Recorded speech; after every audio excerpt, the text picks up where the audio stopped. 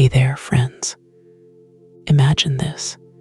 You're sitting on your front porch on a crisp autumn evening in small-town America, the kind where the leaves crunch underfoot and the air smells like pumpkin spice from the neighbor's kitchen. But deep down, there's a shadow that never quite leaves you, a ghost from decades ago that whispers in the quiet moments. That's the story of a 71-year-old woman from the heart of Ohio, whose past with a violent husband still lingers like an unhealed scar. Stick with me, because her journey from pain to quiet strength is one that might just hit home for a lot of us. Let me take you back to the beginning, to a time when she was just a wide-eyed girl in the 1970s. Picture it: bell-bottom jeans, disco on the radio, and the American dream feeling like it was right around the corner. She grew up in a modest ranch-style house in Dayton, Ohio, where her dad worked the assembly line at the local GM plant, and her mom baked apple pies for church potlucks.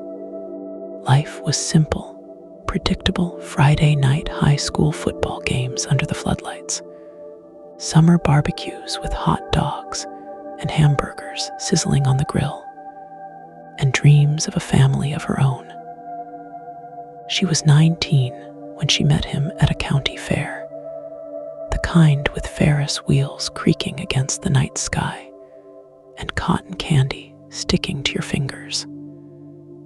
He was charming, with that easy smile and a job as a mechanic that promised stability. He swept me off my feet, she told me once, her voice softening with a mix of nostalgia and regret. They got married in a small chapel, with wildflowers from the backyard and vows that felt eternal.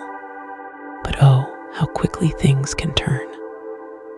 In those early years, as they settled into a little bungalow on the outskirts of town, the cracks started showing. He had a temper, fueled by long hours at the shop and maybe a few too many beers after work. At first, it was just words, sharp, cutting remarks that left her doubting herself. She'd brush it off, telling herself it was stress from the oil crisis or the economy pinching everyone's wallets. But then came the nights when arguments escalated, when his anger turned physical. She doesn't talk about the details much, and honestly, who could blame her? But she remembers the fear, the way her heart would race like a deer caught in headlights on a rural road. She'd wake up the next morning to apologies, flowers from the corner store, promises that it'd never happen again. And like so many women back then, she stayed. Why? Well, in the 70s, divorce wasn't as common, especially in tight-knit communities where folks whispered behind lace curtains. Plus, there was love there, or at least the memory of it, tangled up with hope that things could get better. As the years rolled on, she built a life around the edges of that storm. They had 2 kids, a boy and a girl, who brought bursts of joy into the chaos. Mornings were filled with packing lunches with PB and J sandwiches and apple slices, dropping them off at school in the old station wagon, and rushing to her part-time job at the local diner, where she'd serve coffee to truckers and chat about the latest episode of All in the Family. Those kids were her anchor, her reason to keep going. She'd read them bedtime stories from worn-out Dr. Seuss books, tuck them in with kisses, and pray silently that they wouldn't hear the arguments downstairs. But kids sense things, don't they? Her son, now in his 40s, later told her how he'd lie awake, listening, feeling that helpless knot in his stomach. It breaks my heart just thinking about it, that innocent childhood shadowed by something so dark. The emotional lows hit hardest in the quiet times. She recalls holidays that should have been magical. Thanksgiving with turkey and all the fixings, the table set with her grandma's china, but tension hanging in the air like smoke from a chimney.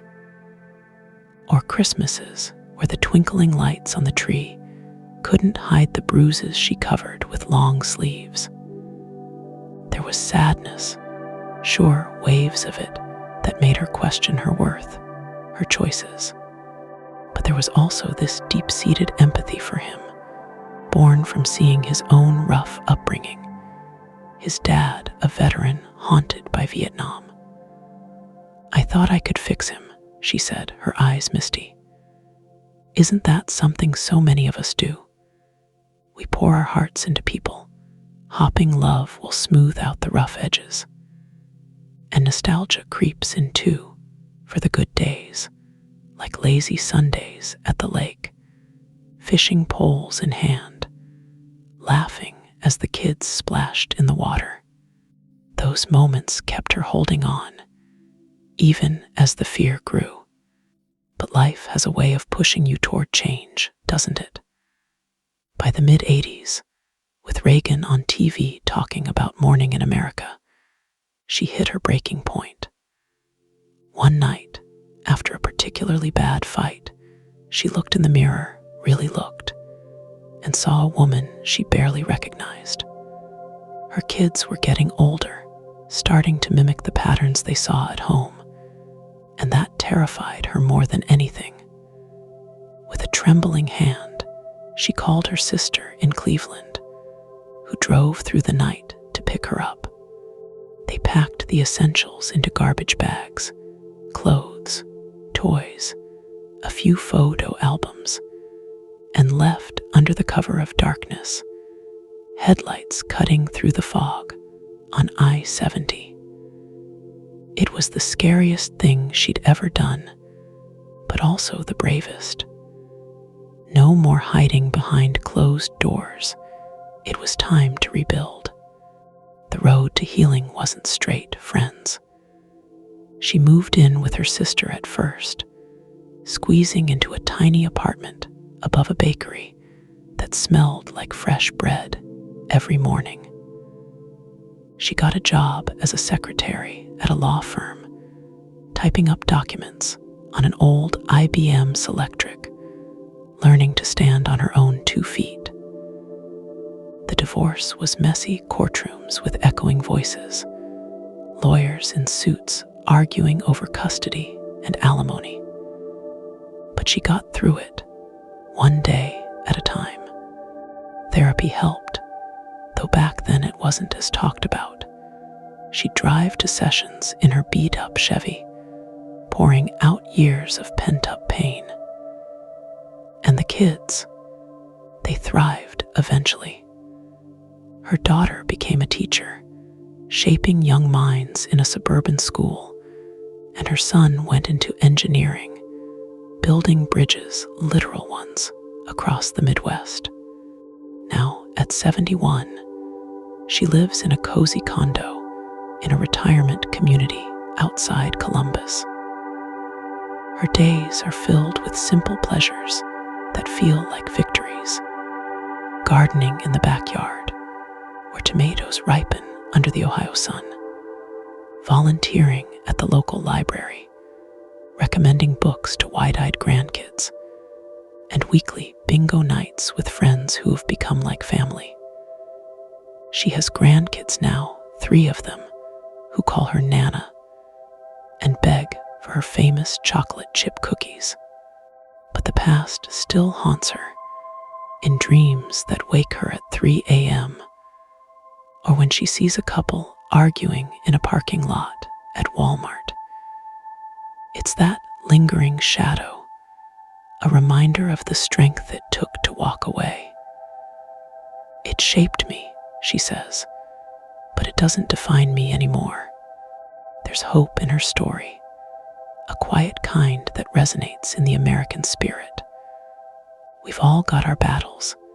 Maybe it's a toxic job, a strained family, or echoes from our own youth. But her journey shows that it's never too late to choose yourself. Empathy flows from her too. She mentors women at a local shelter, sharing coffee and stories, letting them know they're not alone. And nostalgia.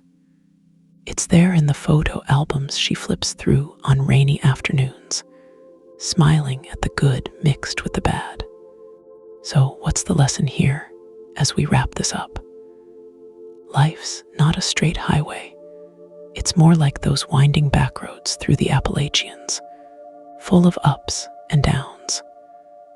But with courage, support, and a bit of that stubborn American grit, you can find your way to clearer skies.